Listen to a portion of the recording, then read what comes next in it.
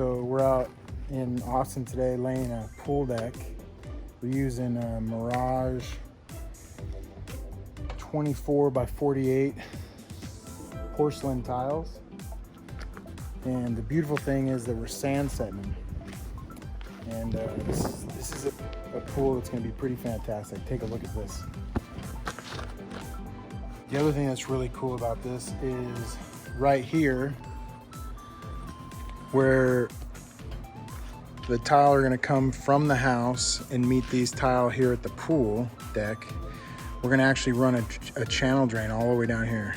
And we're gonna put it right on the joint of the tile, so you're not even gonna be able to tell that it's a drain here. There's just gonna be a 1/4 inch gap running all the way down here. And so it'll catch all the water that comes this way and any water that comes from this way. Really cool feature they were able to do. So the tiles are gonna go all the way around it. This is gonna be a step over here that we're gonna put lights in. This one's gonna be a show stopper. But again, we're using the Mirage tile. They are 24 by 48. They just look fantastic.